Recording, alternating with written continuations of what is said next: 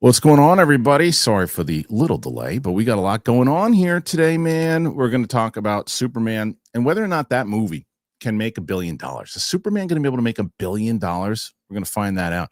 Marvel's working on some stuff. They're changing up their TV. Box office is crazy. There's a brand new board game out there based on trivia, and there's a legend of the Schmodown who's behind it. And it's not me this time.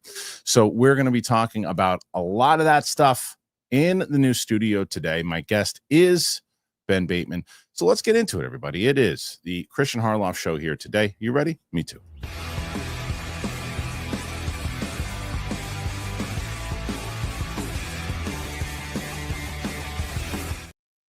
Welcome back, everybody, to the show. I'm excited to have everybody here. We're live on this Thursday, I believe. Thank God it's Thursday. And this was a crazy day for me, because today we almost had 3 guests on the show because I just couldn't get the segment done in time.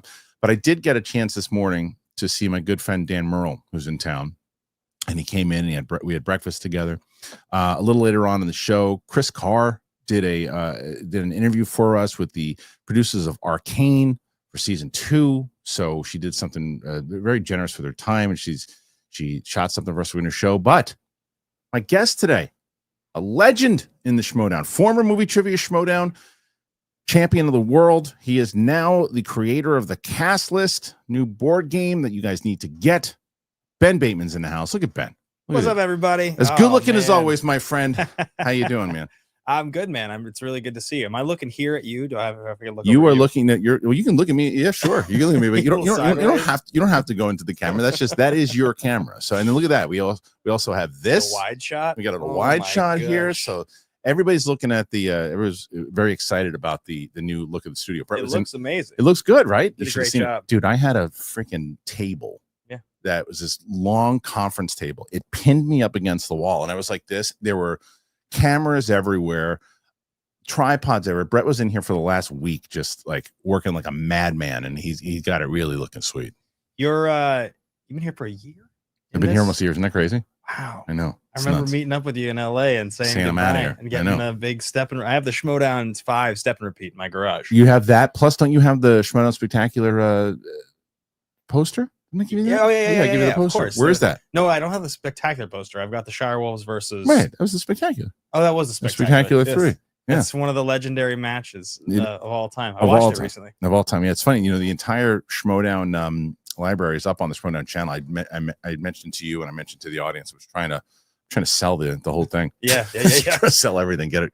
Anybody wants it, let me know. Yeah, it comes up sometimes. Well, now that we're going to talk about this, but I reference it a lot now in the office, and I'm talking to people just because I have to explain what this is and why I'm credited as a world championship of movie trivia on the back of the box. Yeah. And it's just funny because when we were in it, we were so used to talking about it in this shorthand way. Yeah. Now looking back, when you try to explain this thing that we used to do to people, I know they're like, "Are you making that up?" And you need to show footage. You need to show footage. Even when Dan came in here a little while ago, on the back of that, well, there's 2 things. One, the Schmodown studio thing is still right there. I love that. On the back is the poster that Brian Ward made, the old school fight poster of Dan Merle versus Roka, like the legendary the first match. The first match. Yeah. So it was great. So, well, Ben's here. We're going to be talking about his game in just a little bit. I'm excited to talk about it. And the other thing we're going to discuss today is that Superman trailer came out yesterday. You get a chance to look at the trailer? I did. You did. Before we even get into the fact of whether or not we think it's going to make $1 billion, what do you think of the trailer?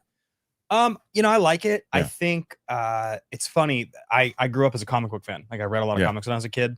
And there was a guy named Jeff Johns who was heavily involved with DC as the years went on. But he started out as a comic book writer, really very popular writing The Flash and other things. And there was a period of time in the early 2000s when he got very popular, Flash, Green Lantern. And there was this sort of campy but lovable side of DC that got really popular during that time. He went on to be more involved, I think, in production in a less successful way from a storytelling perspective. But that vibe is what this trailer feels like. The early days of Jeff Johns, where like, you're sort of like, I know this is a little campy. This isn't as serious as the Snyderverse stuff or whatever, but like I'm willing to get in. Like this seems fun. And I think that's what this trailer feels like to me, which is a good thing. Because I think that period of time with DC, Infinite Crisis, that whole run was really fun. Yeah. I mean, look, this is the thing. I like Man of Steel. I talked about this. I like Man of Steel a lot. And it was a darker movie. Yeah. It needed to be. And I always push back against people who were like, well, Superman's always It's not that comic book Superman, the hope isn't there. The thing you got to change things up sometimes. Yeah. And the same goes for this. You got to change up. We had the Dark Superman. We've had the Donner Superman. This seems like a more comic accurate Superman of what they're doing. I loved what we got a chance to see inside the trailer. We saw emotion. We saw story beats. We saw that Clark, what is ultimately happening. The fact that Lois knows that it's Clark, these other different things. And it's big, it's grand, and it's setting up the DCU. Yeah, I would agree with you. I think that after watching that trailer, I have a certain level of confidence. Yeah. I don't know if it's like, and again, the Man of Steel trailers are some of the best trailers ever. They're great. 2 and 3 are like 2 of my favorite trailers ever made. Yeah. And I actually also love Man of Steel, to be fair. So, but it didn't, how much money? It didn't make $1 billion, did it? Man of Steel, no, but that's the funny thing is that we always talk about this. That was it was like 2012. You know better than I do, right? 2013. Look at you. I trust your judgment. Movie release, the only person to go toe to toe with Scott Mantz. I still got you, man. I saw him 2 days ago for the first time in 2 years at the Mission Impossible screening. Yeah. Oh, amazing. We should talk about that also. Anyway, so 2013, and this is a time when Marvel is pumping out, close to $1 billion movies all the time and getting real year after Avengers. So the pressure's on DC to say, okay, you got to hit $1 billion. And I mean, like $800 million or whatever, even if it's close to 700, it did very well. Yeah. And people are, oh, it's a failure because it didn't hit $1 billion. Stupid. But it was a different time back then. But I think this movie, which poses the question, is will this movie make $1 billion? Let's start with that. Straight yes or no answer. Does this movie make $1 billion? No, I don't think it does. Okay. I think that this movie is going to do well. Like, I think that this movie will make 700-800.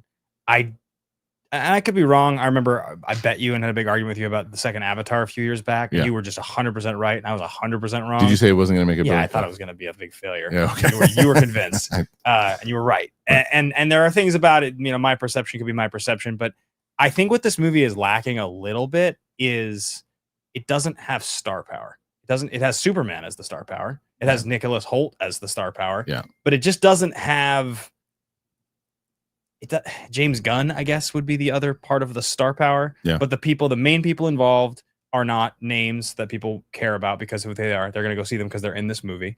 Nicholas Hoult is likable. He's a great person in the movie world, but he's not like a box office draw.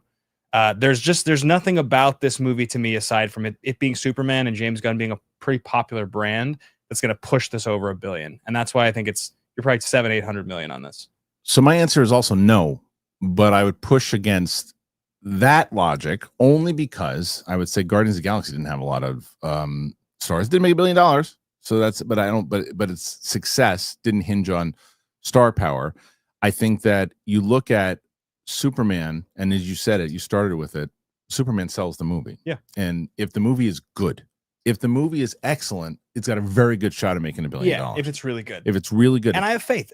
Like James Gunn gives me faith. Right. Right? Like, don't you think that his Suicide Squad, the second one, is one of the most underrated 100%. superhero movies, period? Excellent movie. And no one saw it. No, but it was also pandemic days. Yeah, it was like mixed, theater. Nobody saw it in the theater. That movie's good. That movie's really good. Yeah. It's really good. So I do think it has a shot. And it's just a matter of repeat viewing, man. It's like if it does have that vibe and it does set and it's the same thing I just said about Man of Steel. It doesn't have to hit $1 billion to be successful. Now, people will argue, and you're going to see if it doesn't hit $1 billion, people are going to call it a failure, which is not accurate. Yep. The question we also don't really know. There's been rumors about how much this movie really cost. Someone said 300, someone said 315, and James Gunn shot back on that and said, no, that's not how much it costs. It costs less than that. Even if it let's split the difference and say it costs $250 million, right? Yep. So essentially, it's got to make around 650 or something in order to break even or whatever. I think it does that. Oh, it'll make 650. I think it does that. Enough time has passed. Yeah. So the theatrical release, if I recall correctly, on Justice League is 2017. Mm-hmm. Could be wrong with that, but I think it's right. Could be. The Snyder Cut, I think, is 2021, maybe. Okay. I can't quite remember, but it's right in there. So, and that's the last time we had Superman as a character in a movie in a significant way at all, right? Yeah. So you're going on 8 years since the last time Superman was a focal point in a theatrically released big movie. That's enough time. That's enough time for the world to reset their expectation. And by and large, Justice League is a giant steaming, I can swear on this, pile of shit, right? Mm-hmm. Everybody kind of knows that. So it's been a decade since we had a hyped movie that people really cared about Superman. Yeah. And so I think that's enough time, right? Like, I don't think you're going to run into the oversaturation problem that you run into with some of these things. I think the world, if this is a good movie, I think you're right. It will make the money. Yeah. It has to be good, genuinely good. Of course. I mean, because that's the other major concern is if it's not, and if it breaks even, they can survive. If it fails, James Gunn is toast. Yeah. At DC. It's the whole slate will be scrapped. Maybe they put Supergirl out because everybody started shooting it. But if you're Zaslav, you go, okay, if they're not going to see Superman, then they're not going to see your other stuff. No, thank you. We're Clayface, see you later. All these other movies, see you later. Yeah, but they're making it for cheap. And if this works, if Superman works, it makes fine. You do a $30-40 million horror type movie in the DC universe. Sure, why not? If it doesn't necessarily relate to anything, and then you can kind of soft tease the world of Batman to where you eventually will get your own Cape Crusader, then great. So this has to hit though, and they're waiting to and I think that's what the Batman 2 is hinging on. Yeah, I think the Batman 2. If Superman, I'll tell you one thing: if Superman makes $1 billion, you will hear very, very soon after that the Batman 2 is not happening because they're going to be like, DCU, we're doing this. DCU, this is like where DCU, not you, DCU, right? Yeah, DCU is. So it's like now we need our Batman.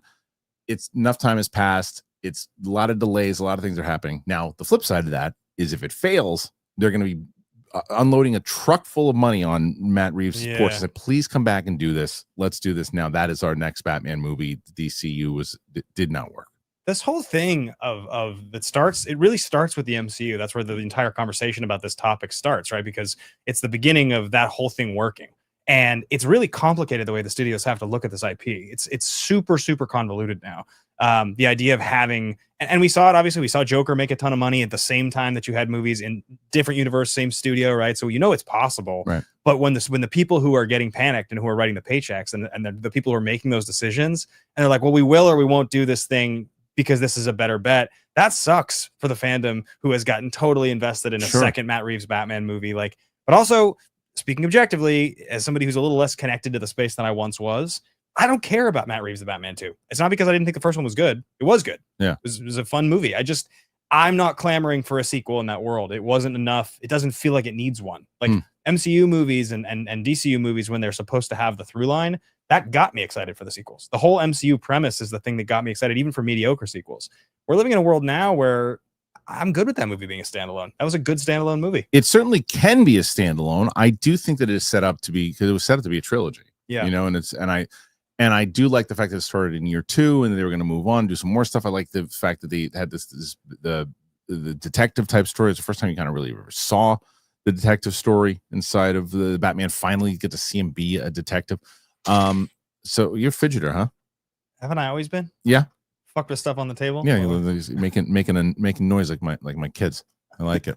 Awesome. So, I just saw a comment in your chat just only because I thought it was amazing. Sure. Guy just said, I know Ben from his Magic the Gathering videos. Cool to see him here. Yeah.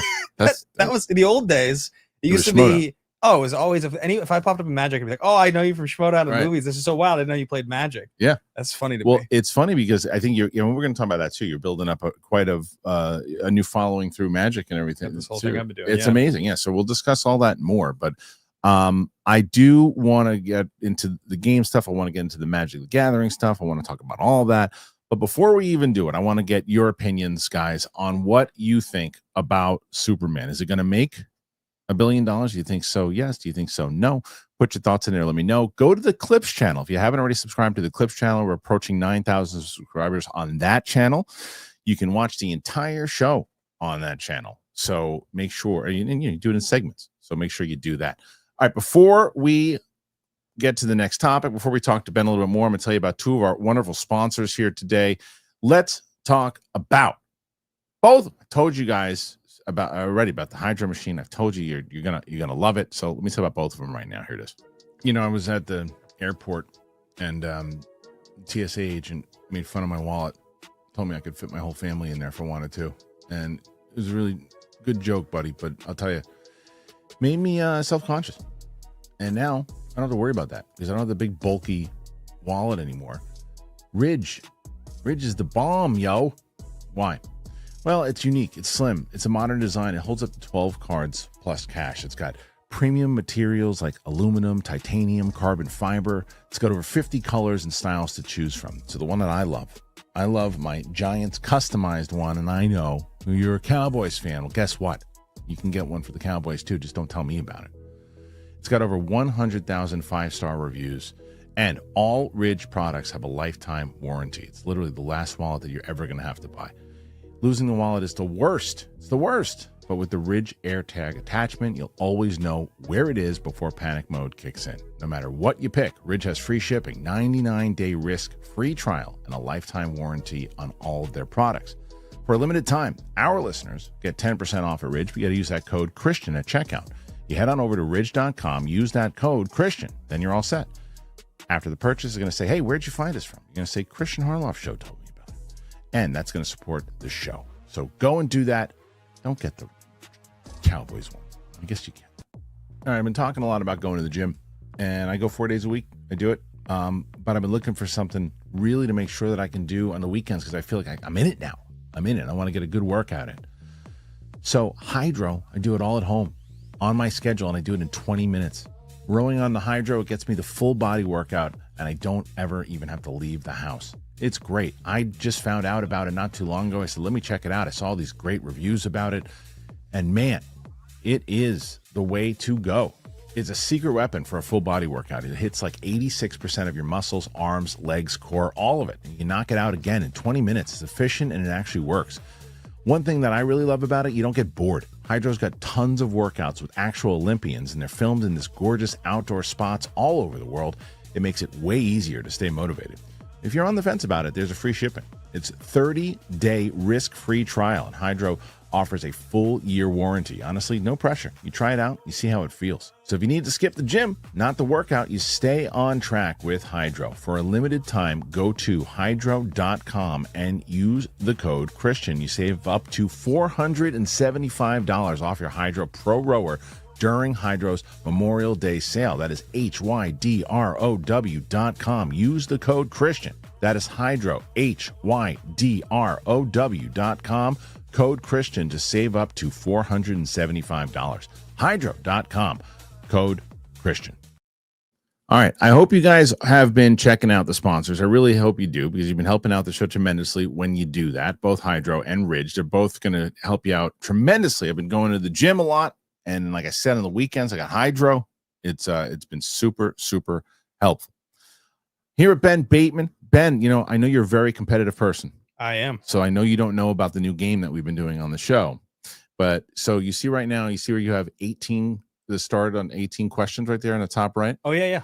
So we've been doing a thing for the last, it's got to be at least 4 or 5 months. Okay. So during the week, the co-host, basically, who I have different co-hosts on every day. You're a guest co-host this week, so you got a chance. Right now, Steph Sabra is in the lead with 85. She got 85 questions. So 85 questions. Like Streamlabs? Is that the deal? Not Streamlabs, just questions. I don't do the Streamlabs anymore. Just do Super Chat. So it's like, so basically they ask a question, and by the end of it, we'll do all the topics, and then for the last hour, we'll do any questions that they want. Keep us on for as long as you want. But no guest has come in yet and won. So wait, sorry, no guest has come in yet and won. No guest host. No, like it's usually been the regular host. Like so, like you know, obviously you got Roka, Roxy, Steph. Then Mike Kalinowski, Winston, and Coy. Okay. So this week you're the only guest host on today, and so you got a shot to take out Steph at 85. We got to get 86. You need to get 86. Well, not to win, because you still have Winston and Coy tomorrow that can take that out. I always say, and I'll tell you what, if Ben has no idea who this is, if you get Ben to 100 today, he'll have a full-on conversation with Big Balls. Another one of these characters that exists from this show, probably Brett in a wig or something like that. Some sort of soundboard drop, something like that, animated something or other. You'll see. Yeah. So, okay. All right. Let's talk about this game, dude. So yes. you called me about it. I guess shit, man. It must have been like about a year ago. Yeah, a little less than probably. Yeah. So where did all this stem from? Show the people. So this game right now you can go buy at a store. It's called the Cast List. I designed this game. It's for the company Kess, which is a games and toy company I've worked with for quite a long time now. we got into the game space a few years ago, and we started having a conversation about making a movie trivia game, puzzle solving trivia, whatever you want to call it, because it's one specific kind of game, right? It's not like just hard trivia. And it's funny because I'm the VP sales of that company, so I don't do game design primarily. But Alex, who owns the company, was like, we should make a movie trivia game. I think he knew he was incepting me. I think he was sort of like, if I start this thing, then you're just going to take it over because there's no way. And it's exactly what happened. He was like, I think it would kind of work like this. And I was like, just give me the thing. And so I started writing it. And it's been really fun. We spent 6 months testing it and kind of coming up with the format of the game. I'm going to open it up here. Maybe I'll play with you on the show. Yeah. And then, we have strong relationships with Walmart, Target, Barnes & Noble, all these guys. And so Barnes was our launch partner. So it's at Barnes & Paper Source right now, Amazon, a bunch of other places, and probably going into some bigger retailers. I won't share because I think I can't do it on air, but there's a large retailer that we work with, a huge one. And it turns out that the buyer, the person who would make that decision, was a gigantic Schmodown. You told me that. Yes, it's amazing. Which was pretty wild to find out. And when I met that buyer, it was really cool that we reminisced. Yes, we were talking about favorite moments and all these things, which was hey director, what's up? And we pay attention. Yeah, and we were having an absolute blast. So it's super fun to play. There's actually you wrote one of the things. Yes, in here. I did. Yeah. There's about 10 different Schmodown people who kind of wrote some of the premises, but the basic premise of the game, we can rip this thing open, is basically you draw a card and it's got an actor and actress on it. And you need to figure out who the common actor or actress is if I name 2 movies. So the whole sort of premise behind the game is that it's a different game every single time you play it because the people that you're playing with are going to know different things. So rip this open here. By the way, there's a note to the audience. Yes, it's crooked. It's done artistically on purpose. The studio is? Yeah, the wide shot. I did a little episode of Sopranos or something. Yeah. Oh man, I'm trying to open this thing up. Mike Joyce, my harshest critic. Something I open this one. I'm struggling to open it. Let's see. All right. Well, scissors, try that. Hey, give me that. Watch, it's a trick. You see this? Watch this. Use this cable. Yeah. And now it doesn't work, of course. I'm impressed. No, almost. Here, how about a screw? That's a good one. Yeah. That's a good one. That'll work. Destroy the cards. Screw you, cards. You like that? Screw you. I'm really clever. Fuck this, Ben. Can't get it. Can't get it, huh? No. Try the other one. Nonetheless, it works. The game's good. Yeah, I should have opened this before we started the show. Vamp, Kristian. Vamp. I'd say I have a better idea. So I'm going to show Kris Carr's thing in a little bit. Why don't we open it during that break? Okay. And then we'll come back and play it later. And then the other thing. So I'm going to put a link. And we'll have PLD maybe because you coming in here. It's the only time I've seen PLD in 8 months. What? Yeah. So PLD is you and Ed Harris. If I get Ed Harris, and he'll be into the interview. Yeah, and I'm sure he would have been here if Andrew Guy was here too. Andrew was supposed to be on the show. Was he? Yeah, I had to. It was me. I had to reschedule it for some. I can't remember what happened, but I had to reschedule it. When he was doing, because he's on TV. He was excellent on the show. Fucking awesome. He was excellent. How good was he? He was really, really good. I really wish that I could have his first scene in the first episode, and he starts. He's just like, you're like, oh, this is classic. He was absolutely excellent, and I wanted to talk to him. But anyway, that's the only time I get PLD in here is when you guys are in here. Otherwise, I have to send a telegram or something, or pretend that I'm Ed Harris through a voice modulator. I got this thing open. Oh, you did? All right, go ahead. So here's how the game would work, right? So if I was playing with you, Kristian, I would pull a card. And there's 5 movies listed on this card, right? Okay. And so I have to look at these things, and I'm going to name 2 of these, and there's a common actor or actress, but what's going to be most confusing to you? I'm trying to stump you. That's the idea, right? Yeah. So if I was to name, you're pretty good at movie trivia, you'll probably know this. What if I said, 16 Candles, 1984, and Hot Tub Time Machine, 2010? John Cusack. Okay, so you get it. So for that one, because you got it on the first guess, you get 4 points. Nice. Okay, and so then we so I just won the whole game. You draw cards. Now you're going to name 2. See if you can figure out. You know that I can't see, right? I had to put these on. This is a great ad for the game. It's so bad. It's so bad. So I don't want to read the name up top, obviously. No, because you got to pick which 2 movies you think will be most confusing for me. Oh, got it. Okay. Failure to Launch. Okay. 2006. Yeah. And Honeymoon in Vegas, 1992. Failure to Launch and Honeymoon in Vegas? Yeah. Is that Did I just show you the card? No. Yeah. I mean, I thought I was going to know it right away. Is that Michael Douglas? Certainly isn't. It was Sarah Jessica Parker. Well, but then he's supposed to name a third movie. Oh, it doesn't matter. Sarah Jessica Parker just won it. So with that, I won the game. Just like that. That's how easy it is. That's how easy it is. So yeah, you basically go back and forth. You play on teams. The way that it's the most fun is when you play with teams, because then you guys are taking turns, like who's figuring out. That's fun. They're asking, and then at the end of it, once you've won, let's say you win these cards, John Cusack card, Sarah Jessica Parker card. There's these fake movie synopses that are written. They're kind of like Mad Libs. Yeah. Kristian wrote one. I wrote one. Andrew wrote one. Dan Merle wrote one. Snyder, a bunch of old Schmodown people. Draco. And so you're basically reading your silly movie synopsis with the AI. So it's an easy game. It's $20 at retail. And I was going to say, where do they get it? Yeah, Barnes & Noble right now, Paper Source, Amazon. You're going to see it at more places as well as it continues to roll out. Probably, your local game stores have it. They're buying it. Okay. So. Well, I was going to ask. All I have to do is PLD probably already put it in twice and probably put it on the top of the description. So if you can, PLD, if you haven't already, please throw that in there if you can. Well, there you go, guys. I mean, that's great news that Ben's doing that. So please go and check that out and check out the game. You want to jump to another story? Yeah, sounds good. All right, let's do it. We got another story that's going on here today. And the Marvel chief of TV, he's talking about how they're going to approach their new series. And I think this is kind of needed. After going all in on streaming during the pandemic, Disney has been pulling back. I hate these stupid ads. Disney has been pulling back since late 2023, especially regarding its Marvel Studios fare. Not only is the studio reducing the number of Marvel series productions it will air each year down to just 1 or 2 live-action series, but also the plan is to move back to more TV-like efforts for the small screen. That means less costly one-off event series revolving around big screen characters, whether it's Hawkeye, WandaVision, Secret Invasion, and tied into movie continuity. Instead, it's more about projects conceived as TV series from the ground up, multi-season shows on tighter budgets, and with minimal ties to the big screen MCU. Both Ironheart and Wonder Man were conceived of, and Ironheart was filmed before the shift that took place in the 2023 strikes. The recent Daredevil Born Again, however, marks the first real example of the new status quo. Appearing at the Disney upfronts this week, Marvel Television boss Brad Winderbaum spoke with The Hollywood Reporter about the new approach and how it will work. Namely, there will still be connections, but there'll be cameos or guest appearances that won't impact the larger MCU storylines. He said producing shows with marquee names made it really challenging to produce second seasons. The margins on TV are smaller. Looking to the future, does it mean that we won't have big Avengers names? No. They may not be the titular characters of the show, but they can still make appearances. You should be able to watch these shows on their own without knowing the overall MCU story. But if it's not connected, it's severing what makes the MCU the MCU. Marvel is also reportedly taking a wait-and-see approach when it comes to the potential second season for Ironheart and Wonder Man series, and if they'll be part of the new paradigm. Okay, so, all right, Ben, you hear all that, and you hear that new approach.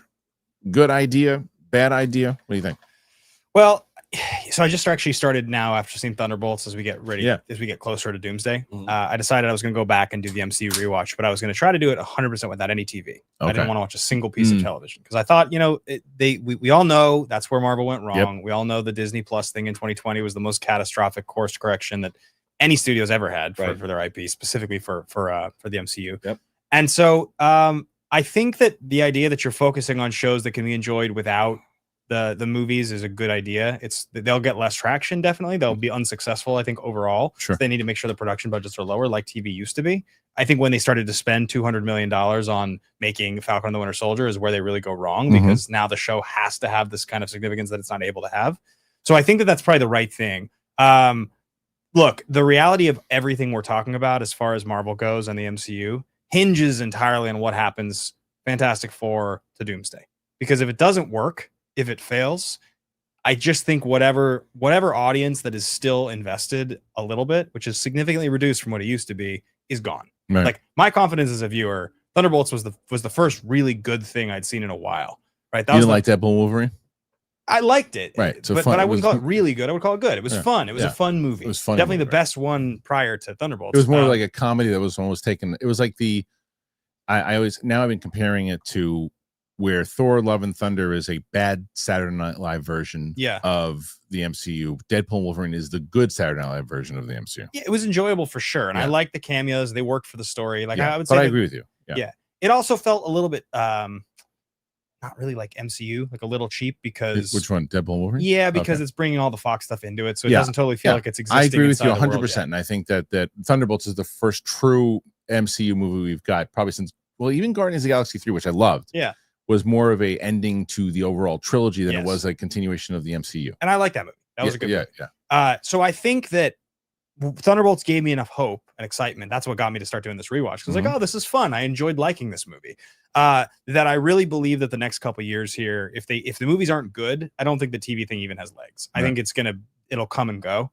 If the movies are good, I think there's an appetite for television. But remember, prior to the MCU and Disney Plus, this wasn't a paradigm that existed. Right. We're all acting like we've had this forever in movies. Prior to 2008, this was not something that anyone expected. If you made a spin-off TV show of a popular movie, it almost always failed. Or it was after the movie had been successful, then the show was on TV just to continue the IP on But cable. a lot of times they didn't get the actual star, though. Correct. Yeah. Usually they didn't. Right. Yeah. So, well, look, I agree with you. And I think that here's the thing with what they did with the MCU. And, they hit this level of success. And then you had, what's his face? Bob Chapek. No, Chapek. Yeah. Who wanted to just push everything out there and say TV's movie, TV, more. And you made it like homework for the audience. Yeah. And then you didn't even pay attention to it and you tried to lie about it. And I've used this example a million times. But I always bring up Doctor Strange Part 2. This might be the worst MCU movie. I didn't love the movie either, but more so because of the interview that Feige gave, and they said, "Do you need to watch WandaVision before this?" And he's like, "No, you don't need to watch it."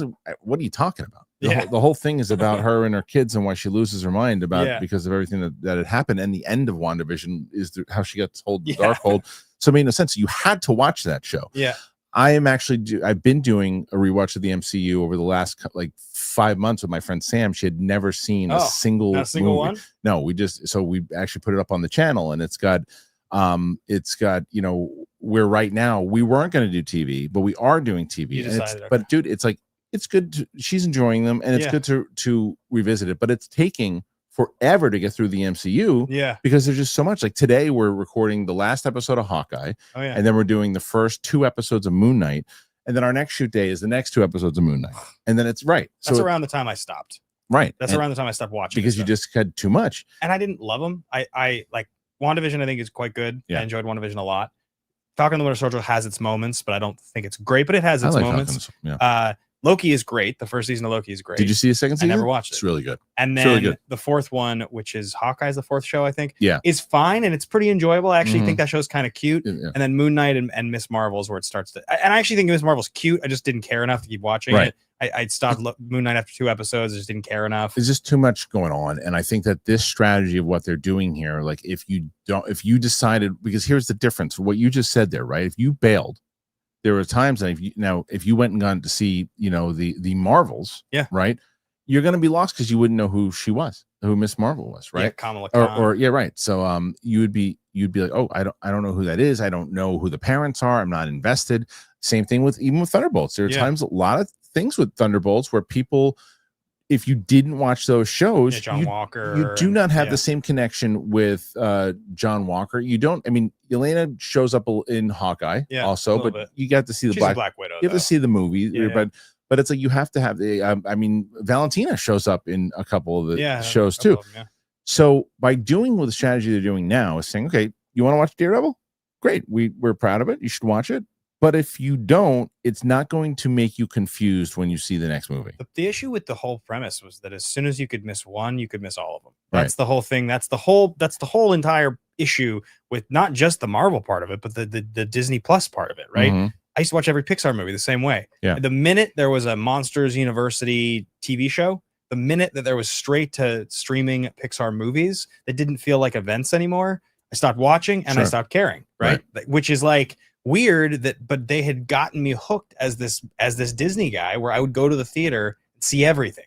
Even in the days that I couldn't screen stuff and go for the Disney screenings, I would pay and I would go on opening night, right? And I just think that paradigm shift that has happened in the post-COVID world for most people is, now you feel comfortable missing stuff. And it's also because you do have an opportunity now to find stuff on streaming that if it's not connected to film or anything, just shows in general, the kind of quality you get on TV now. Oh my gosh. In general, it's just crazy. It's incredible. So the balance has to be, why make me feel like going to the movies is special, but don't make me feel like it's homework. And I think that this strategy is the right strategy. I really do think it is. And I think that and this is even what I said, I haven't had a chance to see the Ironheart trailer. I heard it was good. I haven't seen it. I saw a version of a trailer about 3 years ago when they were working on this thing. Ryan Coogler came out, but make no mistakes about it. They waited to release this trailer until Sinners came out. Yeah. And rightfully so. And they go, look, here's what we're going to do. Let's see producer Ryan Coogler. Exactly. Yeah. Let's see how Heat. Let's see how this movie does, Sinners. And we think it's going to do really well. And then it crushes. Yeah. And people are going, start promoting it and put his name out first, as they should. 100%. That's good business. There's another thing that I just didn't believe when I saw Black Panther 2. Yeah. And it was like when they put Riri in there, you're like, well, this is clearly them just setting up this television show. Yeah. They're throwing this in there. They're kind of like jamming it in there to set it up. And he's like, no, it was always the plan. We didn't even think there was going to be a TV show. I don't believe that. Yeah. I think that was the day when everybody was getting TV shows. They're like, here's another character we want to have a TV show. Yeah. And then they gave her so much to do. I didn't think it was strong in that movie, but people are saying that the trailer's strong. So maybe that's where that character lives on television. Yeah. I want to make it just, I see people here saying they still love Pixar. Hey, listen, I love the movies I love. And if a movie is good and I eventually get to it, I'm all about it. And I certainly don't begrudge anybody for if you want to watch every show or I watch every movie, 100% enjoy it. Like I used to be more in that world than I am now. And so I would watch everything. Yeah. But I just like, being a little less connected to the daily heartbeat of movies has made those it's made the secondary stuff seem totally irrelevant as an audience member. Sure. I just don't pay attention to that stuff. It has to be bigger for me to want to talk about it. Yeah. And I think that's what ultimately that they're trying to do here. And I think by doing that and saying, all right, Ben, don't worry about it. Don't watch the shows. It's fine. But watch our movies because we have Thunderbolts. We have Fantastic Four. We have the next 2 Avengers movies coming out. And then we're going to go into the X-Men movies.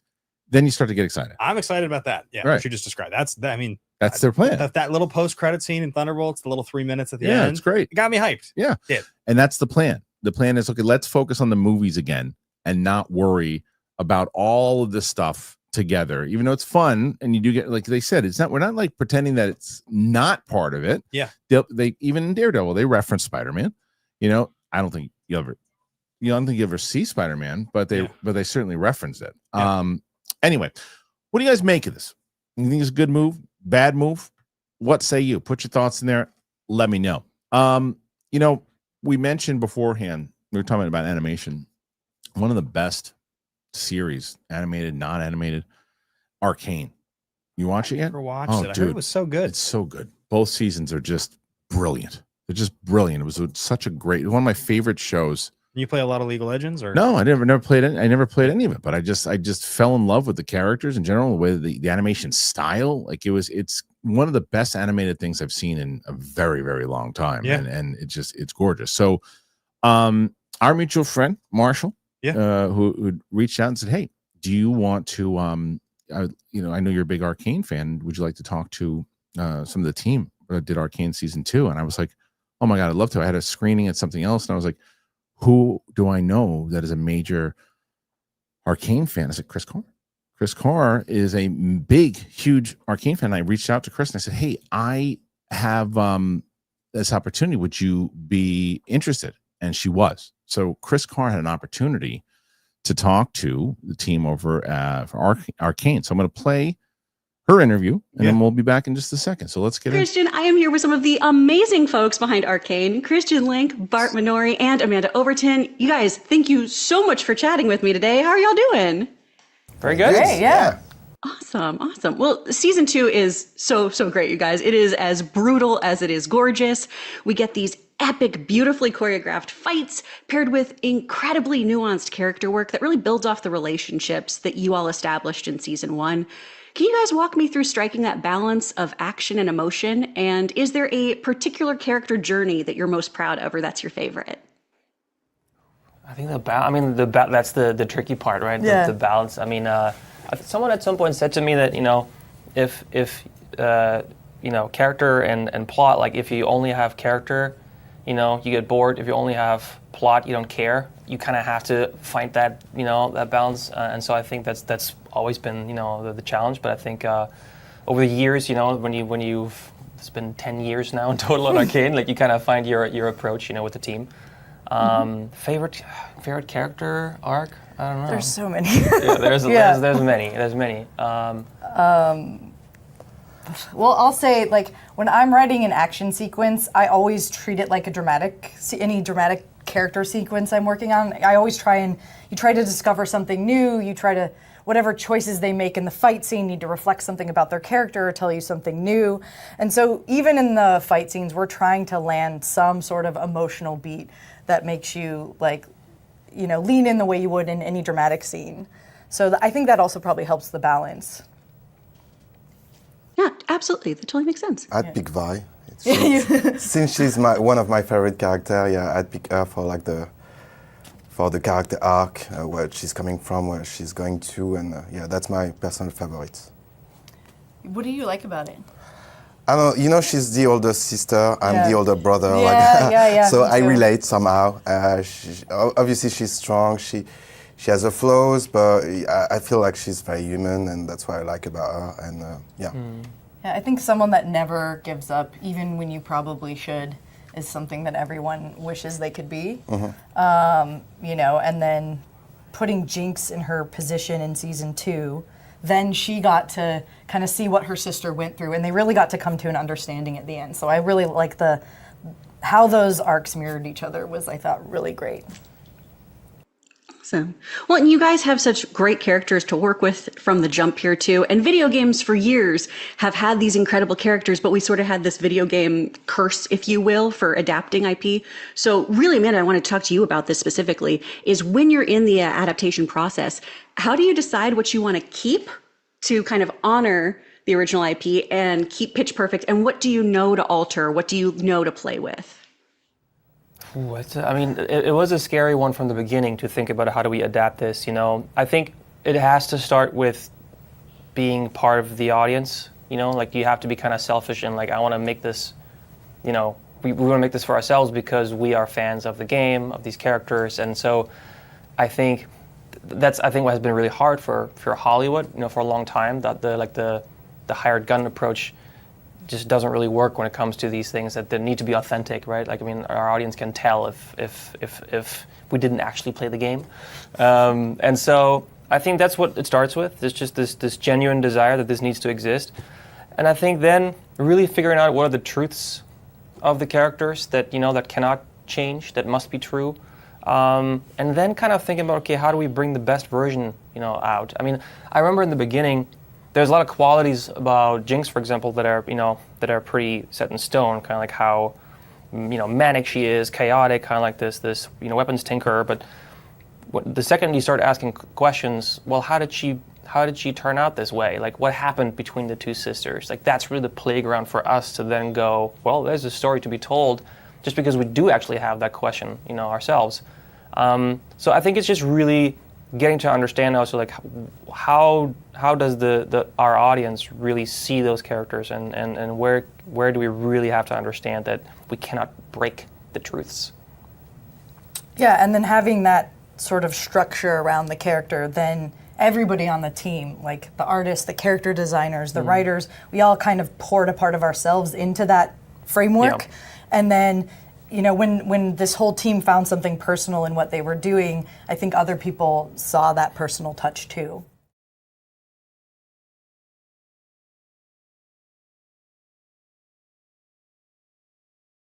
So thank you again to Kris Carr for doing that. It was amazing that she did that. I was so excited to hear her talking to them and everything that she did for us, and she's the best. She's gonna be on the show more, by the way, too. Those whole junket interviews, I used to do a lot of those. Yeah. I haven't done them in a while, but when you talk to people about a project you really love, Yeah. it's so fun. It's infectious. The hardest part about that job is that you get called in to talk about stuff you don't care about. Right. When you get to do the thing like that, where you're like, hey, you love Arcane, go talk to the people. She was like, yeah, that's yes, the please. best. She was the best. It's the best. It's the best. Okay, so before we're gonna get to one more story, and then we're gonna get into your questions and a couple other things. Ben Bateman, again, is here with the cast list. And Ben, we're going to do, now that we get the game open, we want to make sure that we can get a full rundown for people who don't know what's going on with the game itself. Let's play another version. I was like, I want to know more. Fumbled through the yeah. So the cast list, I mean, as I mentioned a second ago, I worked with this company and I got to design a movie trivia game basically. And I talk about Schmodown and the classic world of competing in the world championship movie trivia with people all the time. So it was really just like a love letter to my experience getting to compete in that. The basic premise of the game is that there's 2 decks of cards and then you draw a card. Basically there's 5 movies on every single card, 1 actor or actress. And the idea is you're supposed to have the other person or team guess who's the common actor or actress. So like if I pulled this card and I'm like, Kristian, all right, what actor or actress is in Road to Perdition 2002 and The Hudsucker Proxy 1994? Is it Tim Robbins? It's not Tim Robbins. So you lose 1 point. So I give you another one. The Cars 2006. Hudsucker Proxy, Cars. Oh, Paul Newman. Correct. My favorite actor of all time. Right. So he would get he would take out this little point sheet here, and Kristian would get 3 points on his point sheet for having done that. There's a timer that comes in it for 30 seconds, and there's a couple decks of cards. But the sort of idea is that it's a different game every time you play it. Because the people you're playing with, you're like, oh, you don't know anything about animated. I'm going to pick the animated movie on this card. Right. The order of the movies on the card are totally up to you. There's 5 on every card. And so, you get a timer for 30 seconds. And then at the end of the game, there's a movie, basically like a Mad Lib movie premise. There's like 12 of them, I think. You actually wrote one of these? Yeah. And a lot of these are actually written by Movie Trivia Schmodown people. So there's one in here by Kevin Smets. There's one by Dan Merle. There's one by Andrew Guy, Jason Inman. A lot of great Schmodown players. And it's sort of you win 3 cards, let's say, then they're now your actors. So it'd be like, after narrowly escaping the clutches of a fellow mutant monster marriage, the bride, played by Paul Newman, survived, or blah blah blah, that kind of a thing. Yeah. And so it's currently out there. It's doing really well at retail. So this is on shelf at Barnes and Noble, at Paper Source. You can get it at your local game stores. It's on Amazon doing well, and you're going to start to see it kind of roll out to more and more major retailers over the next year. But it's $20 at retail, and this was just, for me, it was a dream. I'd get to test all of our games. Our company has a One Piece game on the market, 2 Sonic games, a Mega Man game, Spy X Family, bunch of really fun stuff in the license world, and I test all those games, so I have a lot of ideas about game design. But this is the first time I really designed a game, and I just think I've enjoyed testing it and playing it, and we all get very competitive in the office. So I love that, and you guys can get the game. It's the link is in the description, and I already saw people in the chat saying that they just did that. So there you go. Make sure you check out Castless. Ben Bateman, who is responsible for that. Again, former Movie Trivia Schmodown champion of the world. So thank you for bringing that in here, man. I'm very excited. So it's on the shelf now. There you go. Well, there you go. All right, let's go to this. Let's see. Right now, Ben, you are at 28 questions. Yeah, 28. It's not bad. Before we get into the actual, we got to get that up, right? That's okay though. So normally, just so you know, like once you get to it's usually about an hour into when we start answering the questions. Yeah. Okay. And so normally when you got around between 30 or 40 going into it, you're in good shape. Yeah. So you're looking good so far with 28 before we even hit the hour mark. It's not bad. If anybody wants to send me, I'll Venmo you the money back to you just so we can beat the other I don't think hosts. that's true though. I don't think that's you don't true. think that'll happen? I don't think you're going to do that. So let's get into the topic here, which I find very interesting. This is something that came out. I don't know when did they release it? Wait, I have to stop this video. I gotta stop this movie. You're like, actually, we weren't live during any of that. Just kidding. Yeah. No, this. So Brendan Sklenar. Oh yeah. He's like the next big movie star. This Ends With Us. Drop. Yeah. Did you watch 1923? No. He's fantastic in that. Jacked in this picture. Yeah. So he's like the next guy. Now people whether or not he's going to be Batman or not, we'll see. But is he the front runner right now? He's a lot of people, including myself, think that he should be, and he's been asked about it a lot. But not Alan Richardson. We'll see. I don't think Alan Richardson's right for Batman. I think he'd be good for other things. Back in the mid 2010s, following his success with penning the scripts for acclaimed movies Sicario and Hell or High Water, Taylor Sheridan wrote the script for an action thriller named Fast. The story concerns a former Special Forces commando down on his luck after he returns home, who is tapped by the DEA to lead a black ops strike against CIA-protected drug dealers in this town. Warner's picked it up, with Sheridan initially indicating he wanted to direct, and Chris Pratt was circling to star. Gavin O'Connor was linked as a director at one point. However, Warner's then owners, AT&T, didn't see the upside of a mid-budget film, 60 to 70, as it was too expensive for a streaming launch and had little upside theatrically. As the pandemic hit, the project was put into turnaround. Years later, and following Sheridan's success with the Yellowstone franchise, Warner Bros. Discovery has reacquired the property in a deal which will see the film not only being made, but also fast-tracked for an April 23rd, 2027 release. Sheridan has a strict exclusive deal with Paramount, but Warner's chief, David Zaslav, made it a priority to come to an agreement with Paramount, which will allow Sheridan to write and produce. 1923 actor Brendan Sklenar will direct, and director, cinematographer Ben Richardson are both attached to produce. Jenny Wood, David Heyman, and Jeffrey Clifford will also produce through their Heyday Films and Boss Ranch labels. I think this is a very interesting story, Ben, and I'll tell you why. Yeah. Well, you know, I've been talking about how I think Sklenar should be Batman as we just opened that up. Oh, so you do think that? Oh, yeah. I think he's the guy. I think 1923 we were watching with my wife, and I was like, yeah, before, even when the hype wasn't even there. Yeah. And we were saying, who the hell is this guy? This guy's he's some people you watch, that guy's just has the thing. Yeah. He has the thing. So then there's been a lot of hype behind it, but obviously makes a lot of sense that Taylor Sheridan, who created 1923, would want to have Brendan Sklenar in his movie. The interesting part is that you've got Warner Brothers now taking this and wanting it and fast tracking it with all the hype around him and Warner Brothers Batman. Yeah.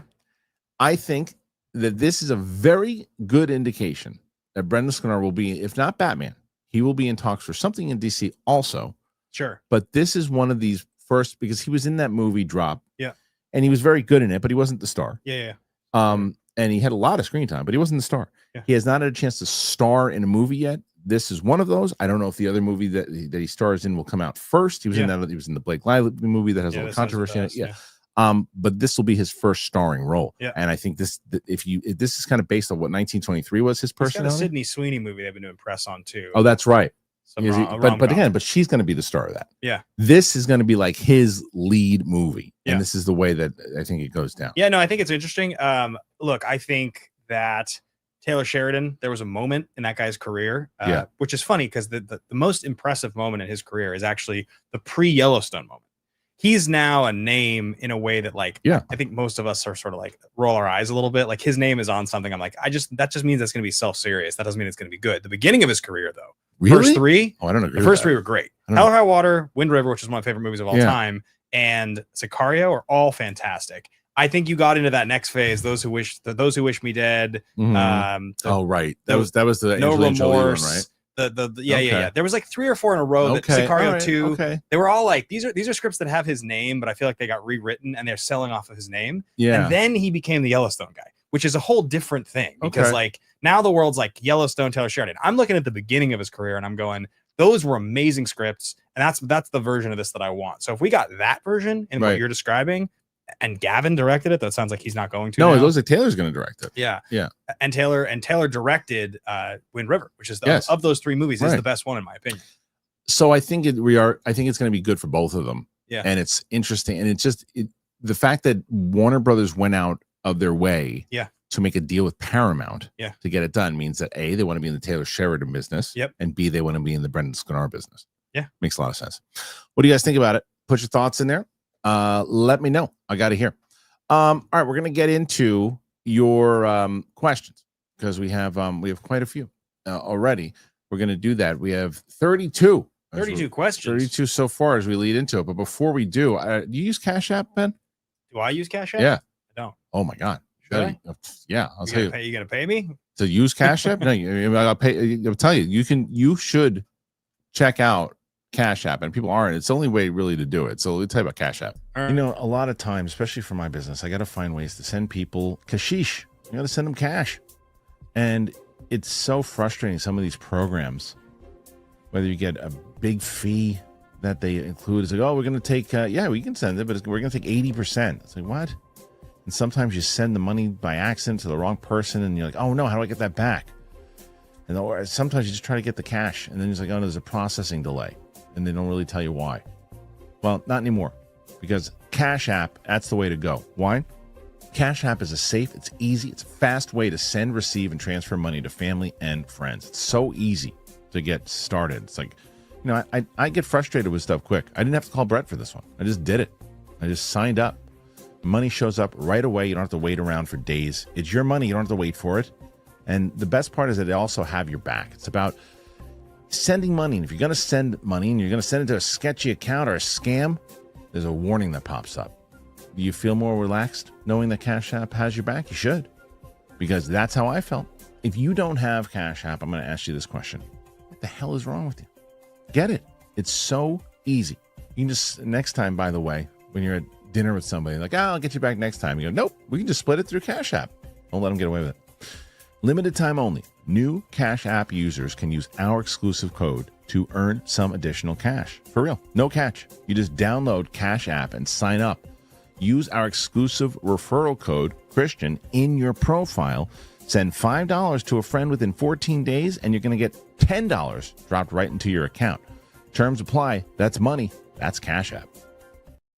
Thank you, Cash App. Appreciate it. Again, links are in the description for all this. If you want to help out the show, continue to help out the show. That's how you do it, man. You help out the show by doing that. Okay, so let's do this. You know, what I realized inside the studio, it's different. Do it this way. I probably have to do a wine shop. We can start with this one. Darian, as a longtime fan of the Action Guys, I only have one question. Isn't it ironic, Tony? Isn't it ironic, Tony? Jeff Bridges. He's amazing. Yeah. I just rewatched it. Yeah. Tony Stark built this in a cave with scraps. I love that movie so much. The first one. The rewatch on it was like, reminded me how good it is. And it feels good in a whole different way now because you're like, all these years that have passed, that's the best superhero origin story. It's a good one. It's so fun to watch him become Iron Man. It's a really good one. So thank you, Darian, for that one. Al Rencha, thought on the Nobody 2 trailer. It looks like a lot of fun, and you know what you're getting. I love the first Nobody and still want him to meet Wick. Can they meet Wick? Is it the same? Is it the same studio? I'm not sure. That would be great if they could. I did not see the second trailer yet. I've been trying, unless I'm doing like a reaction to them, I'm avoiding trailers now. Yeah, I feel the same way. Yeah, I don't watch trailers the same way. I feel because I just feel like I want to get excited organically and then see everything for the first time.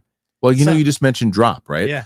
I had never seen a trailer for it. When I got the screening, walked in knowing nothing about the movie. Yeah. I love going into movies like that, knowing absolutely nothing about it, sitting down and just experiencing it. Like I said, if there's certain trailers that I'm going to be watching, whether it's the Thunderbolts or Superman, whatever it might be, I'll watch the trailers. But movies like Nobody 2, just show me the movie. I don't need to see the trailer. Yeah. I never saw Nobody 1, to be honest. Oh, you'd love that movie. Yeah. You'd love that movie. Remember? Yeah. Okay. So next one after that is Jose Diaz. What's up, Jose? What's up, guys? Hey, Kristian, would you be up for a Luthen and Young Clea series? Their flashbacks were gold. So the answer is no. I wouldn't be up for it. And I'll tell you why. Not because I didn't love it. I loved that storyline. I think we got a good backstory with it. I think the more you dive into it and then you start to dilute it with more episodes and more things you don't need, I don't think you need it. Now, to be fair, I said the same thing about Andor. I said, I don't know if you need a full season on Andor.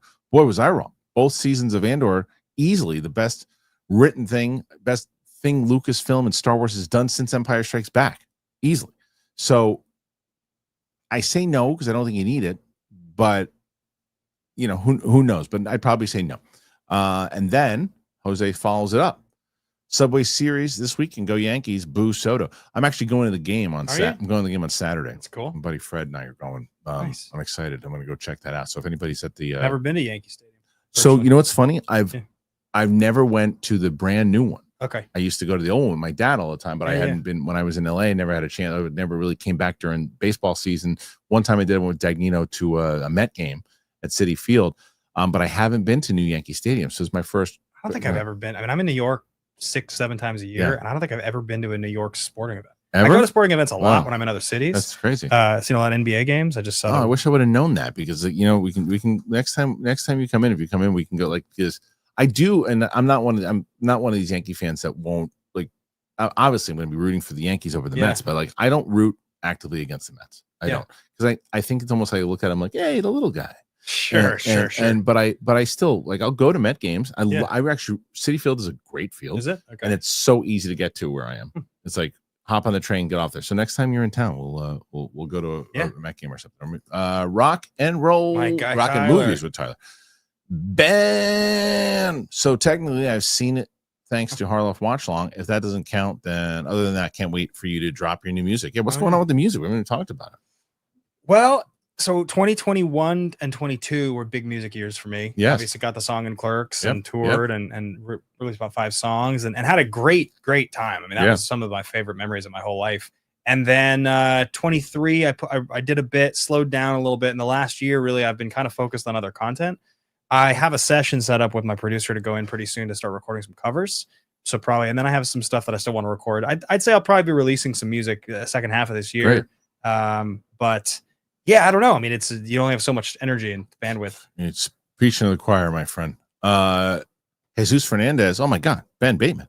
How I've missed seeing you on my screen. Sorry for tonight. It's such a banger song. Thank you, man. No, I look. It's I like I said a second ago. The music period of my life, that little chapter for a few years there, hands down, some of my favorite memories I've ever had. I got to meet a lot of the folks, the Schmodown community, going to those shows, touring around the country. Too, right? Yeah, I met a lot of people, which was really fun. And I had met them at live events, but it was different getting to hang out in a smaller venue like that and play a show and go out for drinks and stuff after. I love that.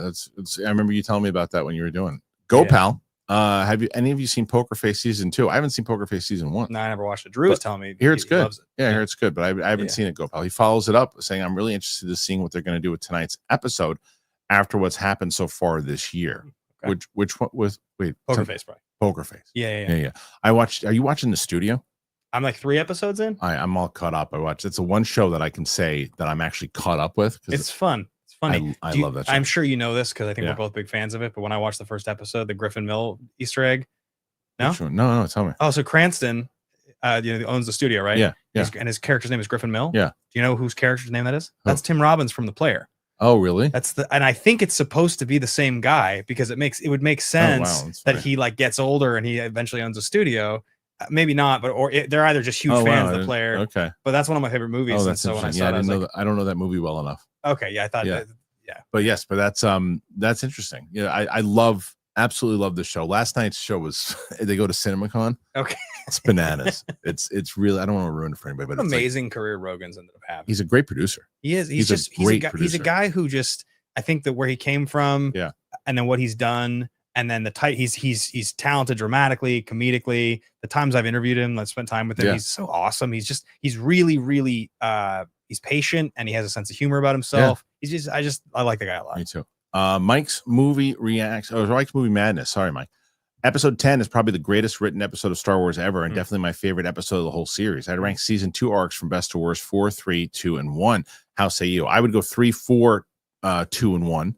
Personally, it's funny you say that about episode 10. I was talking to Dan about it. We were both talking about it and saying episode 10 is not probably just one of the best written episodes of Star Wars. It's easily one of the best written episodes of television in the last 5 years.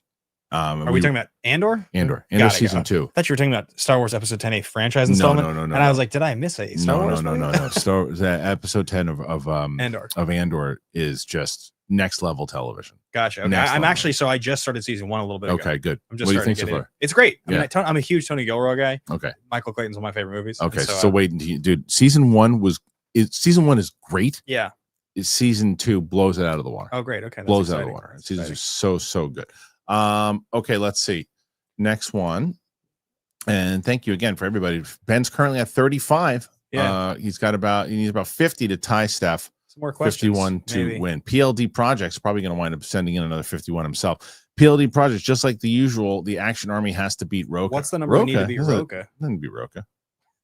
Doesn't to be Roka. Stirring the pot. I don't know what he's talking about. Talk to that guy in a few years. Roka didn't win this. Isn't winning. Alan Smithy. Salute, but this just shows PLD hasn't been watching the show the last couple of days. Yeah.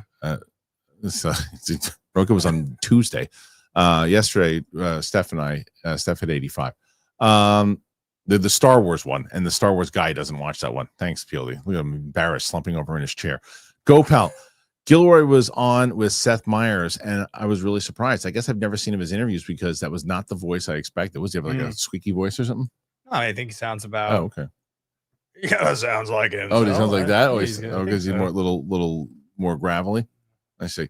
PLD, there he is. Heard Kalinowski wants another match against Bateman. PJ and I can have a match ready in 24 hours. Would you? Do you ever itch getting back in the ring? No. No, without hesitation. Dan said the same thing. Yeah. Well, look, the thing is, the memories I have of that show, and when I tell people about it, second to none. Some of the greatest memories of my whole life. I really. Like I loved it so much. There's a few things I've ever loved as much as I love Schmodown. And that last day, getting the final win, finishing with the most wins all time, like it really, when I think about how many matches I played, right? I think I played over 60 times. That's crazy. It's so many matches to prepare for. A lot. And so, but I think about like playing now and how hard it was then when I was fully in it. Because my girlfriend asked me, how much time do you think you would need to compete, to like really hold your own, right? And I was like, I think I could compete. Has she watched all the matches? No, but but periodically when we're together, because we're long distance, she'll say like if we have 30 minutes before bed, it's like, why don't we watch a Schmodown match? Because instead of TV, instead of like a movie, and so she's probably seen 8 or 9 of the best ones. Okay, so she's seen you win the belt. Yeah, saw that. I think she probably saw like at least one of the top 10 matches. The contentious Rocco on the digital one. I think I think we watched that one. I think we watched Shirewolves. Mark and I lose. Some of my favorites we watched just because like I think good memories, and also when you get to tell someone here's the story behind this. This is what's going on behind the scenes. That's cool. It's funny, the final Kalinowski match, which was it wasn't digital. It was it's on Titans. We're just yelling at each other basically.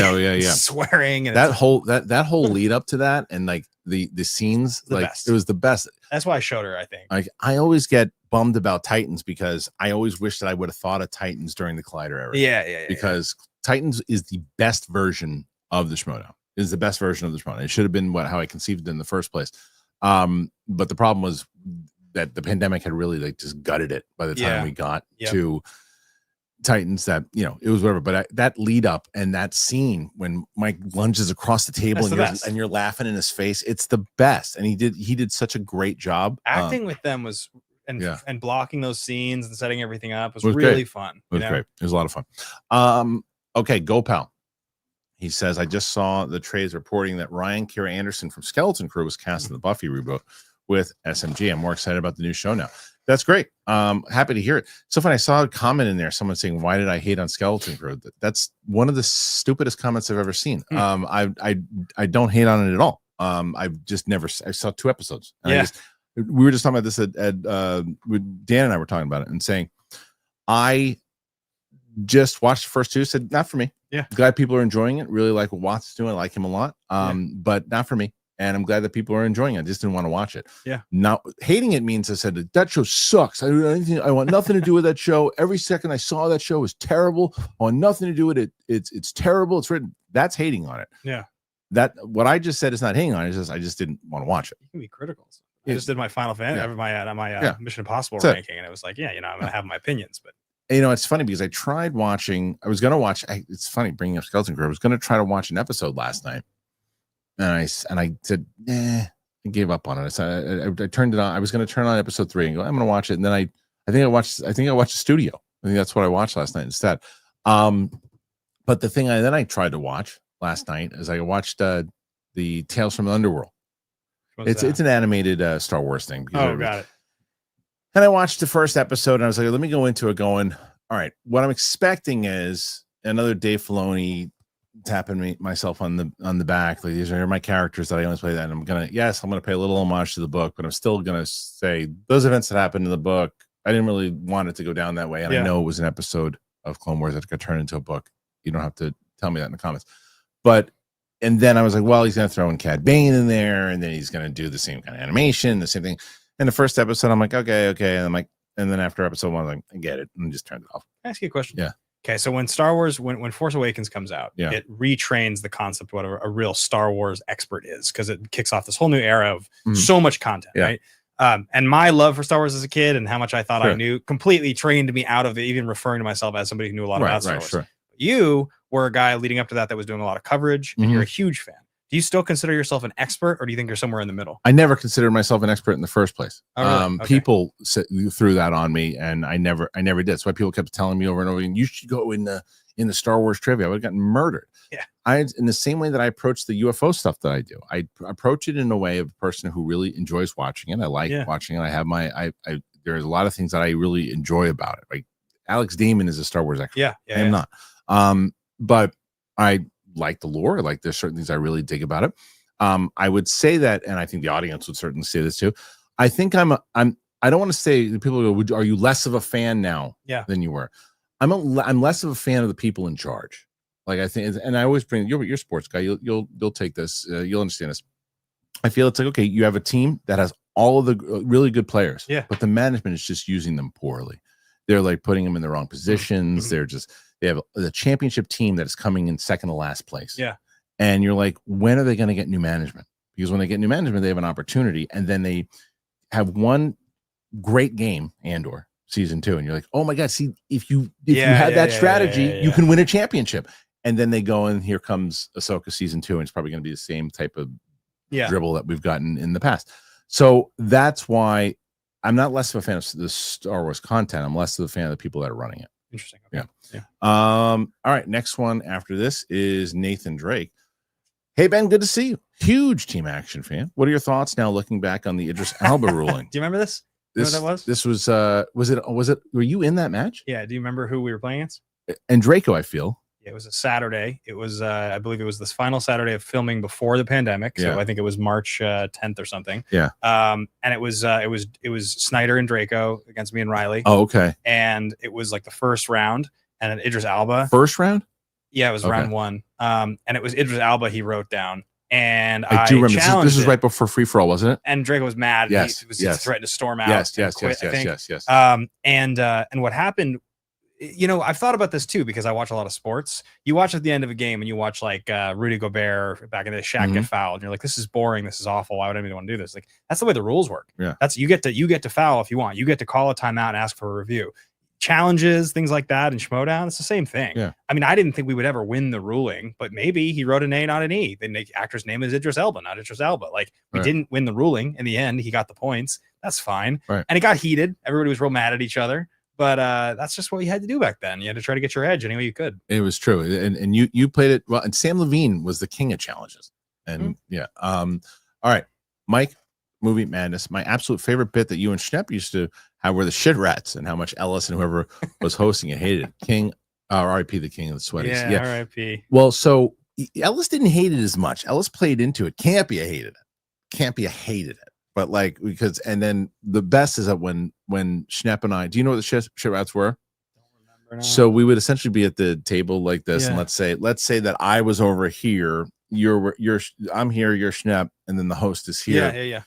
We would, if something was going on inside of the topic that we're like, who cares, or whatever it is, I'd look at Schnepp, or he'd look at me, and we'd go, and then the camera would pan to, let's say this, so the camera's on you, and then the camera pans to me, and I'm like, and then it goes back to Schnepp, and then we're both just doing it. It's like this, and Dennis would like go back and forth with us like this. And then oh my god, people love it. We made t-shirts. How long has been with Schnepp now? Is it 7 years in July? So Schnepp passed in 2018 because he passed away. It was there was the worst 2.5 months of my life. He passed in July, and then my brother passed in August. It was like boom, boom, and it was like it was horrible. Yeah. So but yeah, I miss both. Yeah. All right, let's see. So the next one after that, again, pushing at 41 here. How 41. Much time we got to try to beat that? We got. So the way it works is that we go all the way through it. Okay. And then they can push and keep us here until until we hit it. However, if we run out of, we can the show can also be an hour and 12 minutes as opposed to 2 hours. If we don't. So this is the last section of the show, though. We're just going through questions. This is it. Just doing questions. Just asking. Okay. That's it. Jeff Davis. Ben, how about a music update? What's new with Guy? I kind of gave the music update a little, but in case you didn't get in or you're just listening now, I'm hoping to release some more music this year. I'm kind of getting back in. Actually, so it's kind of a whole, I'm not going to do the long-winded version of this, but I think I am going to get a new guitar here. Oh, Gibson in New no, probably back in LA. Oh, okay. I might work with Gibson on it as I get it. Because when I played in Nashville at the Bluebird a couple years ago, Gibson had told me that I could probably get an artist price. Okay. But I don't know if that'll happen now. But I want to get an SJ200. So if you guys have watched, like, it's what George Harrison played and Elvis and Tom Petty. It's a real big bodied classic Gibson. Very nice guitar. And I've wanted to go in for a while. And I was kind of thinking maybe this year, get it as kind of like part of the journey, right? Buy that, sort of see what happens, see if it inspires me to write some new stuff. So I might be going in to record some covers pretty soon here. Can't wait to hear it. It's amazing. Faithfully by Journey might be getting to kind of cover that one. I love that. It's great. My favorites. Alan Smithy, there he is. Yeah. Hey, Ben, you should ask PLD about my match against Lady Justice and the Coyote. It was a banger and sanctioned by Harloff. It was in your Patreon, Kristian. That's pretty sanctioned. Fair enough. But you're the trivia master. Most wins, right? Yeah. So here's one for you. This just because I mentioned it, but it reminded me of this. Yeah. I haven't seen Bibbiani in a while. Yeah. I actually saw him at the Mission Impossible screening, but I didn't get to say hello. Yeah. And it brought me back to all of our battles in the old days. Yeah. And we had a lot of good battles. And sometimes we'd go on podcasts and talk smack about each other. He had a tendency to say sort of backhanded comments about me. because we were competitive and we were both petty, and he had a lot of wins. Pipione's an amazing trivia He was player. really good. Yeah. Amazing trivia player. He was good. And I lost to him, I think, as many times or more times in some ways. But that final day where it was the way it was arranged was if I had won and then he lost, I was going to end up with the most wins ever. Yeah. And I just was thinking about the way that Schmodown sort of worked out. Sometimes you couldn't have scripted it. You couldn't have scripted that was how it was going to go. If he won, would have been tied? Yeah, if I had lost and he had won, I think he would have had the most. Oh, okay. Because he lost and because I won. It jumped you up one. Yeah, so I finished with one more than him. That's pretty crazy. Because of it. And his match happened after mine. So I got to sit there in the audience because there's even a clip. There's a clip afterwards where and the post where he's like, and there's a very smug person in this room right now. And he says something complimentary. It's amazing. Yeah. It's such a good memory. It's great. Look at this. PLD back again. PLD projects. Ben is so competitive. I got flashbacks to 3M calls challenging me to movie trivia. Did you challenge him?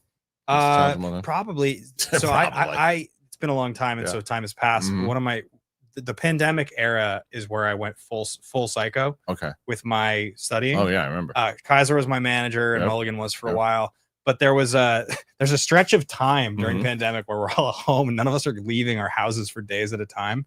I would fill up a coffee mug of whiskey. And I live in a fairly just sort of like a neighborhood in Santa Monica that's like just very what's the rural? Rural. There's like nothing around. It's just like houses and it's very safe. Yeah. And I would just walk around for 2 hours on a call with Kaiser, just on the streets with a mug full of whiskey, just quizzing trivia for 2 hours. And I would do this like a lot during 2020. I tell you, that's why I think you're kind of full of shit. I think that if let's say that I did sell this thing, and someone with a good budget bought it and then wanted to start the league up and it was going on Netflix or something and you made the call, you're going to say no? You know, what I think I would do is I would go back to the way that Drew and I looked at it in 2017. And by the way, somebody asked how he's doing. He's doing great. Drew's amazing. He's on TV right now. He's crushing it. I would go back to the way we looked at it in 2017 when we came in, we played the Night Sisters. And I remember you were like, you guys want to come on the show? And I remember we both said to each other, this is about screen time. Yep. This is not about winning. We need to be the most entertaining. We need to put on a great show. Doesn't matter how much we know about trivia. And that's what I would look at it like that now. I would look at going and trying to be a big personality, try to be a star. Don't worry about wins and losses. That's if they ran it like I did. Unless they ran it like full trivia, then who knows? But it's interesting to see. It's it's hilarious too. People don't understand. I talk about something because I think because we've had these conversations, but I always have the audience try to guess like how much they think the budget was for the year. And they say like, how much do you think that budget was for the year to run all the salaries, everything? No one comes in at the right thing. And then plus the fact if they did hit what it was, that was so much less of what you needed to make it in order to really make it like the proposed budgets. People would never guess it. The budgets are so far off. It's hilarious. And then when you would know that the actual number, like really, if we did Schmodown today, and if we were doing it right now, I would know how to make that show a big hit. I would know how to do it with marketing because I now the last year have learned so much about short form marketing. If we had the money to do it, but that was the whole point, is that you need the money to market, and that's the other thing, that we didn't have that expense. That was not part of the budget. No, and I never got it approved. So anyway, let's go to the next one, and this is SJC. Let Roxy host or end up like Lonnie or Siri. I tried. It's so funny. Lonnie or Cyril? I don't. It's from Andor. Okay. But no. She said something on the last show that I literally asked her at one point, "Do you want to host?" And she's like, and I said, "You'd have to do the streamer." She said, "Well, I don't know how to do that stuff." And so I need you to know. She knows how to use StreamYard. Obviously, she's a streamer, but with the hosting and be able to do the things you have to, stories and all that. And she said she wasn't comfortable doing it. So I was like, "Oh, okay." So I didn't ask her to do it. So that's what happened there. Okay, next one. Coolio, Ray Curley. What movie would you find Final Destination 5? First one I think of was 1989 Steel Magnolias, with Sally Field's characters having their premonitions. I think they mean like, what movie would you turn into a Final Destination movie? I'm not sure. Yeah, I assume so. I mean, I don't know. Toy Story. Everyone dies. Yeah, and then they Woody saves everybody from death, and then they start crapping out. Maybe Babe. Babe sounds good. Yeah, Babe the pig. I mean, think about it. Farmer Hoggett, all the animals are dying, and then he has to save them all, but they all wind up keep dying anyway. Yeah. Greenie from Oz, Derek Johnson. Hell yeah, where is Derek? Derek probably push you over, and then bitch boy Ben is back. Sure am. That's right. First time in a while. Yeah. BLD trying to push you over there.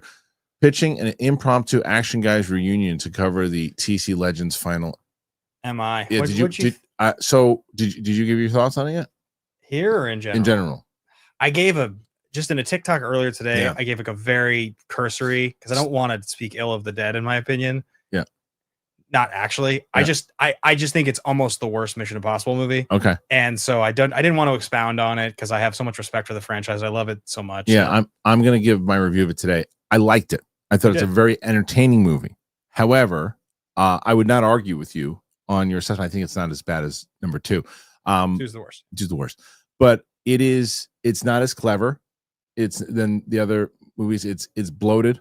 Yeah. But there are 2 scenes in the movie that steal that the submarine's amazing. It's enough for you to just go to the theater to watch it. Yeah. But there's a lot of stuff. They almost know that they're kind of taking the piss at one point. Yeah. You know, it's like there are some goofy lines in general. It's too long. But overall, you know, I think it's a fun time at the movies. Yeah, I think there's a lot of hype for that movie, which makes it sad for me to felt the way I felt about it. My ranking that I just did was 2, 8, 7. I think Dead Reckoning Part 1 is the second worst. Then 1 I put 5th, 4 I put 4, 3 I put 3, and then I put Rogue Nation 2 and Fallout number 1. I think that's I think 5 and 6 are the 2. That's the pinnacle of the franchise to me. Yeah, me too. It's like really where it. Yeah, and they were clever. They had more like the gadgets and everything else too. This just kind of relies on the stunts. It just felt really self-serious and exposition heavy. It just the whole movie was explaining the stakes and making us all feel the stakes, and it was like tying back to the original franchise. It's just too much. Yeah. Mike Deacon, there he goes. God, what have you done? You're a pink pony girl and you dance at the club. Oh, mama, I'm just having fun. Oh, on the streets. I don't know what this says. That's lyrics to the song Pink Pony Club by Chapel Roan. I don't know. I call it Chapel Row. It's a great song. I take your word for it. Love that song. So you got love Mike Deacon too. Yeah, Mike's great. But, went to Universal Studios with him one time. Did you really? Oh, that's fun. When you were, that's great. We got stuck in the Buzz Lightyear shooting stuff ride. How the hell did that happen? It stopped working, so we were stuck for 10 minutes sitting in a little car, just hanging out. So doing trivia probably. Yeah. Bitch Boy for Ben. Thank you, Bitch Boy. My guy, thanks. Following it up. NLSFC 96. Ben just bought the game, and Kristian, I really do miss the Schmodown. I know we'll never come back, but I miss everything about it. Don't say never. It just won't come back with me, but it'll come back. What if Netflix came to you and said, "Hey, here's the budget's $10 million a year." Consultant? Nope. And you're the commissioner, and you have to run it. We'll give you a salary, $1 million cash a year to run this. How long do I have to do it for? 5-year contract. No. You wouldn't take $1 million a year post tax and a $10 million budget on Netflix. Well, I don't know. Maybe. Do it. I don't. Maybe for maybe because it would for $1 million a year, it would be worth the like you were just talking about, and not singling out like Draco. There were tons of characters that went off on me for questions and things, and it's questioning. So, you like that person better than me. I just the fans don't like me as much as a character, so you're favoring them. Like they answered the question the right way. And like Drew and I screaming at each other in the middle of the freaking. It's the best when you're getting paid $1 million a year. Yeah. It's not the best when it's not. And it's like you people going crazy on Twitter and fucking Reddit threads. I'll tell you something though. I showed a guy who I just working for us now at the company making content. I was telling him about it. Yeah. And I was like, let me show you something. And I just pulled up the Horseman reveal clip. Yeah, it's the best. And I was like, and I showed it to him and he was laughing. He was like, what is this? These are real reactions? I was like, yeah, these are real reactions. Yeah. That's a real actual theater going ape shit for this moment. Because you give characters. There's no difference of setting up characters and getting you invested in who these people are. So then when there's a reveal like that, you're emotionally invested. That's just storytelling. Yeah. Van Vliet and I are good buddies. We talk a lot. He's and the best. So he's the best. He's going to be here in August. Oh yeah. He's my favorite. And I love to hear about what he's doing with wrestling, but I learned so much about wrestling on my time on Schmodown. I didn't ever cared about it prior to that really, but I did like do a lot of research and consume a lot of it. And so I do pay attention to his interviews because now I know who some of these guys are. And it's just the same thing. That's why the premise worked. Yeah. It's almost like when you had to pitch it to people, you had to say like, it's the characters of wrestling. Yes. It has nothing to do with actual wrestling. Except for me and Drew hitting each other. But which is great. There were a couple other moments. There was a moment. I can't remember. There was a moment one time there was a pitch of Rachel Cushing hitting someone with a chair once, but that just never. That I think I got as far as the pitch. Unbelievable. Yeah.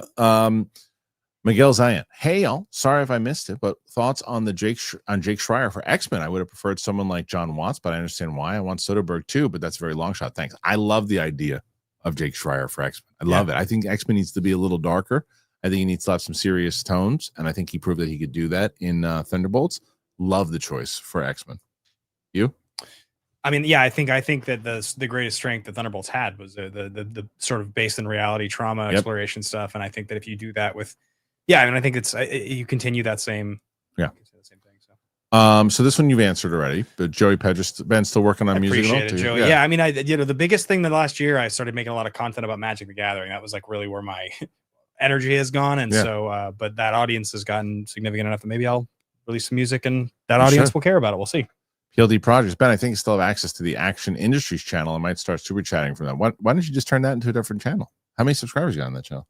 4,000. Drew and I talked about it at one point. I haven't really thought about it, but I might for movies at some point. Turn it into something else.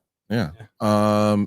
Tyler Pfeiffer. 7 Psychopaths doesn't get enough respect. Until you brought it up, I forgot about that movie. But because you brought it up, I'm going to tell you I agree with you. I love that movie. I forgot. I haven't thought about it. I haven't thought about it. A Tarantino-esque film with a loaded cast. My favorite McDonald film. 100%. It's a great movie. I forgot all about it, though. I remember correctly, that's McDonald's movie that he made after In Bruges, but before he makes 3 Billboards, right? Okay, yeah, I think so. It's a great movie.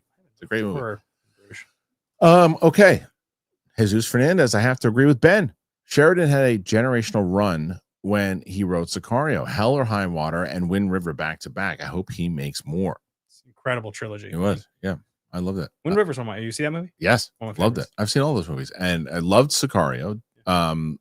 Loved the shootout at Sicario on the border is one of the great action scenes ever. I got to watch that movie again. And the other one is Hell or High Water. I saw in the theater twice. Also great, amazing action too. Love it. Love that film. Okay, next one after that we get Greenie from Oz. I don't really care that James Gunn is Ace in Summerman E.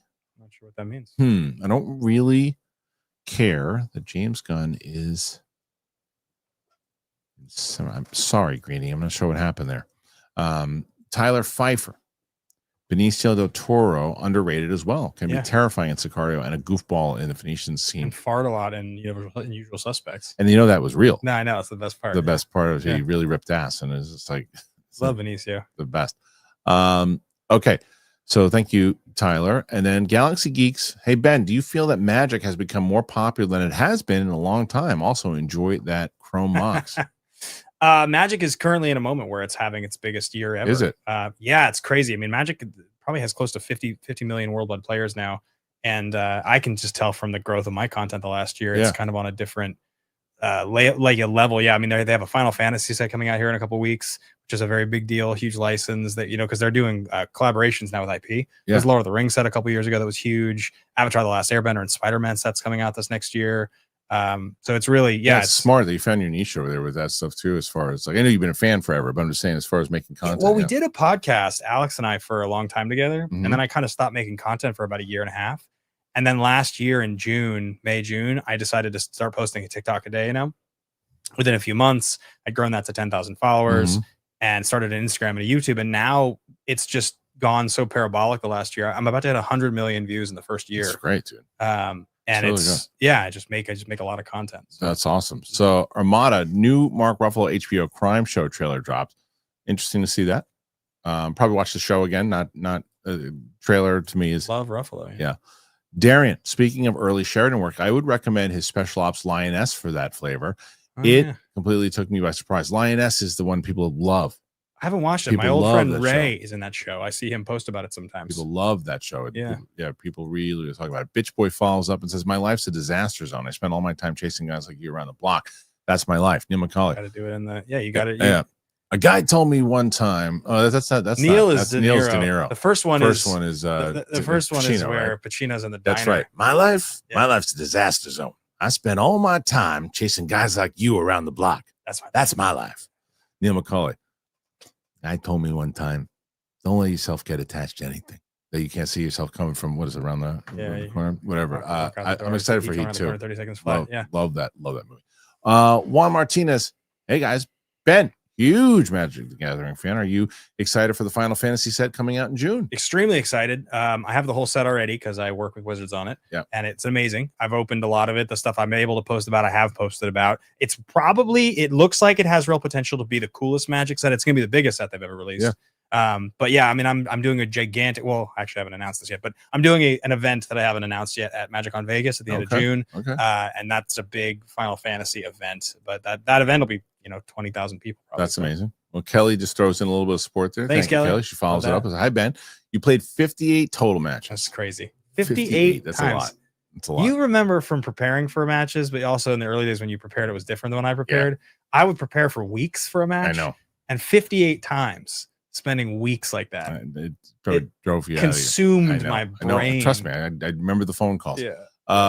Haskell 420. Hey guys, happy all is going well with you, Ben. If you're doing covers, I gotta say again that I did years ago. You crush Sammy Hagar's "Where Eagles Fly." Yeah, I do Higher. That's one I'd sing. Yeah, that's what you do. I love Hagar. Yeah. Ed still one of the most committed guys. Yeah. And so far, right now, the way this works is that Ed is the last one for now. 43. Yeah. So what we got to double our comments over the course of the. Well, but Steph has done this before a couple of different times. Basically, what happens is, like, right when I'm about to sign off, Steph was down one time. I think she was down by like 45 or 50. Yeah. And we were about to sign off, and then somebody threw one in there, and then someone who threw another one in there. Yeah. And then she won by like 30 or something. It was like something crazy. I'm not as charming or good looking as Steph. That's probably true. I'm not sure if I can ride. I don't think you probably will. Well, for now, we're going to call it an end. But Ben, once again, tell us where to find the cast list and everything else you got going on. Yeah. I mean, cast list is the real, that's the reason I'm out here this time is just to hang out with you and talk about it. I owe so much to you and the Schmodown community for the inspiration to make this game. Such a fun time doing it. And if you guys love to play along with Schmodown, this is exactly the kind of game I think you'd enjoy. You can find it on Amazon, look it up. But yeah, I spent the last year designing it. And I think, it's like a little party game. It takes maybe 20 minutes to play with your friends. So check out the cast list. As far as the stuff that I'm doing goes, I post a lot of stuff. If you like Magic, great. If you don't, you'll hate watching my stuff because you won't have any idea what I'm talking about. But I do post an awful lot of it. I do comedy sketches where I play all 4 characters at the table. Okay. And so there's 10 or 12 of those up. And but Ben Bateman MTG is the name of the account. And yeah. All right, look at the screen right there. How's it going, man? Oh, look at me over there. Yeah. Look at that. Can you hear me? Yeah. Okay. You know what my name is? Is it Big Balls? Yes, that's right, baby. It is. I heard you played the most motherfucking matches ever in the Schmodown. I did. Yeah, it was a good career. Have you played in the Schmodown? Oh, I played in the Schmodown. I took some low-down rhinoceros. I said, hey, get your schmo over there and I'll get down on your ass. And that's what I did. So, in case you didn't know, man, I'm a rude motherfucker. I go in and I bang a lot of animals. This sounds X-rated, Big Balls. Oh, you got no idea. Look at this. Watch this. Hey, look at that.